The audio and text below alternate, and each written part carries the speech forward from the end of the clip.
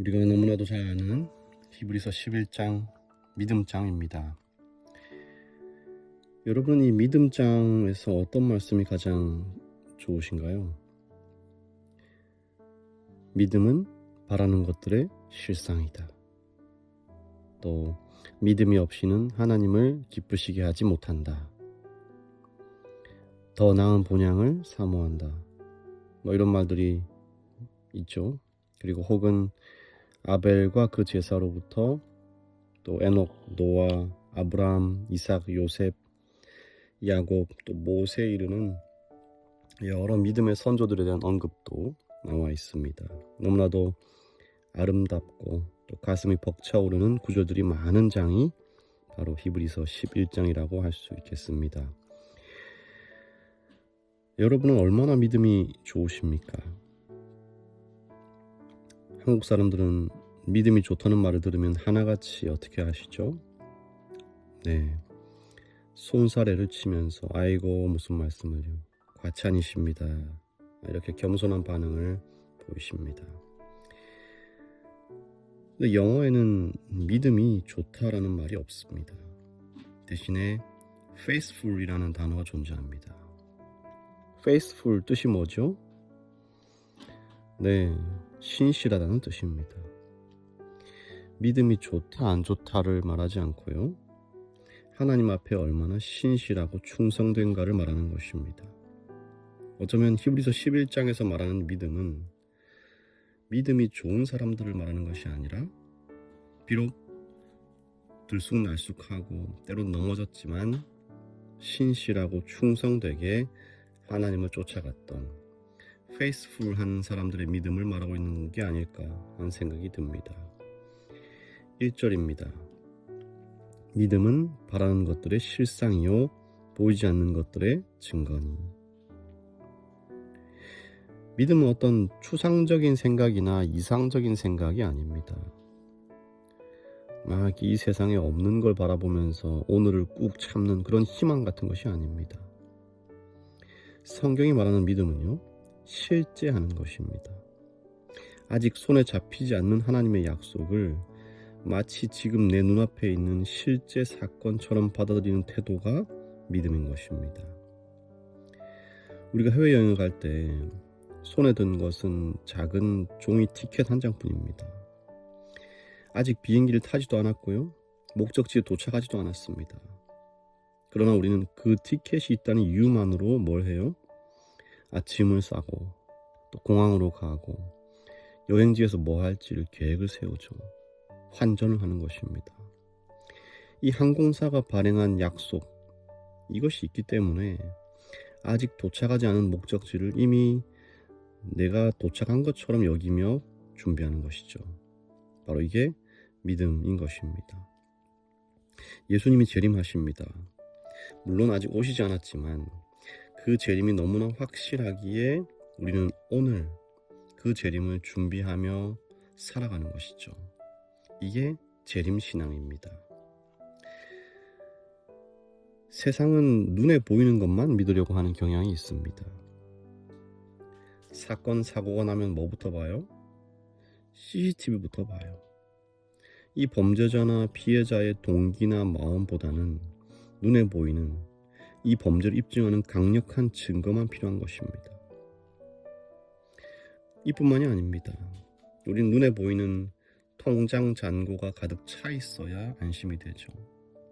건강검진 결과표가 다 좋게 나와야지만 마음의 평안을 누립니다. 그러나 성경이 말하는 것은요, 그와 정반대라는 것입니다.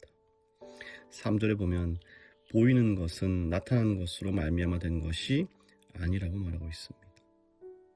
보이지 않는 하나님의 말씀이 이 세상을 만들었듯이 우리의 삶 또한 눈에 보이는 환경에 의해서가 아니라 보이지 않는 하나님의 말씀과 그 계획에 의해서 결정되고 있다는 사실입니다.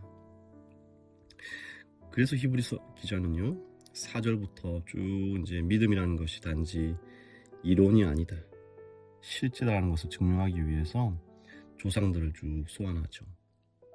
그들의 삶이 우리에게 증거가 되는 것입니다. 실상이 되는 것입니다. 이 믿음의 모습들을 세 가지 양상으로 좀 이렇게 정리를 해보면요. 첫째는 믿음이라는 것은 하나님과 동행하는 것이라는 거예요. 그러면서 아벨은 하나님께 더 나은 제사를 드림으로 연락받았고, 에녹은 죽음을 보지 않고 옮겨졌는데 그 비결은 5절에 보니까 하나님을 기쁘시게 하는 자라는 증거를 얻었기 때문에. 여러분, 하나님을 가장 기쁘게 하시는 것이 뭐라고요? 바로 그분과 동행하고 매일 함께 걷는 것입니다. 대단한 업적을 남기는 게 믿음이 아니에요. 내가 성경을 몇 번 읽었고 내가 구독자를 몇 명이나 침례를 줬고 이런 게 업적을 남기는 게 믿음이 아니고요.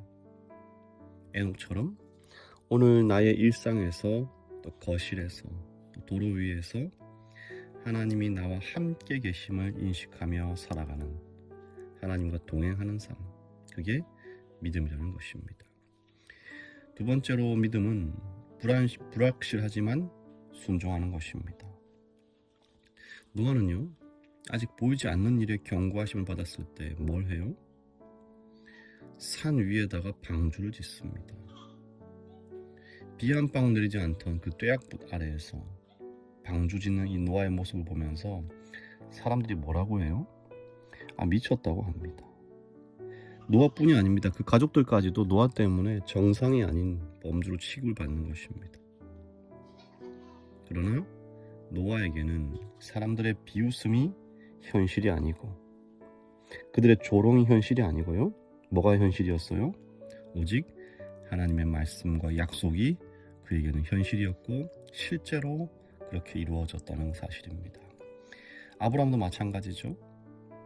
하나님이 떠나라고 하실 때 그는 갈 바를 알지 못하고 나아갔습니다.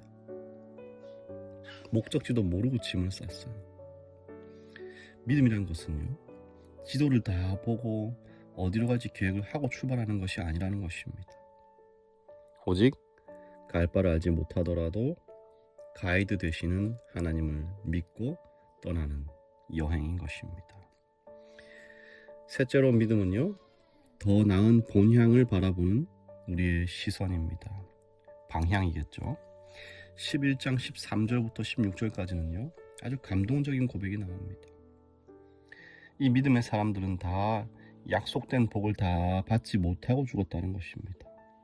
그러나 그들은 실망했어요, 안 했어요? 실망하지 않았어요. 억울할 수 있잖아요.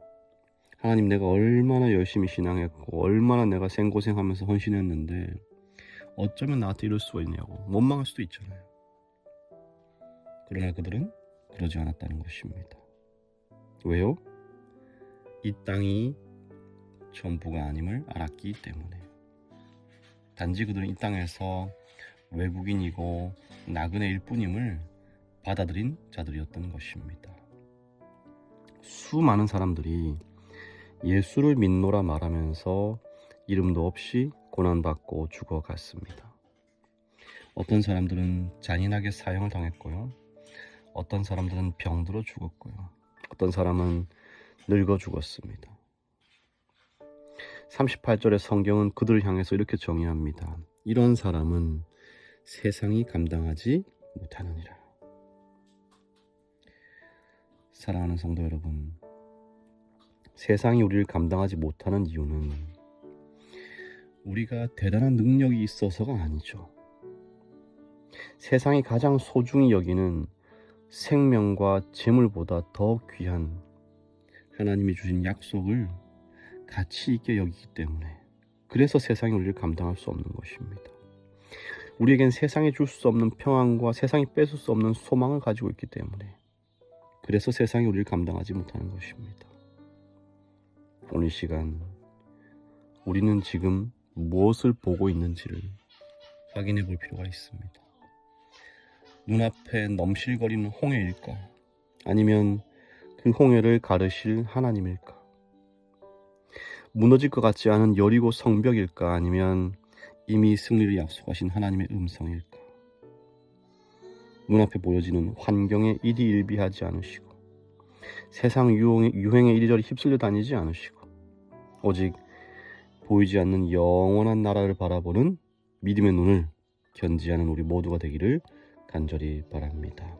우리를 온전케 하시는 이인 예수 그리스도를 바라보면서 승리하는 하루 되시기를 간절히 바랍니다. 사랑이 많으신 하나님, 오늘 우리에게 믿음을 더하여 주시옵소서. 눈에 보이는 증거로 믿지 않고 보이지 않는 실상, 곧 주님이 통치하시는 그 세상을 바라보면서 살아가도록 인도하여 주시옵소서. 이재윤 어린이를 위해 기도합니다. 재윤이를 나게 하시고 자라게 하신 하늘 부모이신 주님을 재윤이가 날마다 잊지 않고 살아가게 하시고 건강하고 씩씩하게 부모의 자랑이 되어 매사에 바르고 착하게 하나님을 섬기는 어린이로 살아갈 수 있도록 인도하여 주시옵소서. 예수님의 이름으로 기도합니다.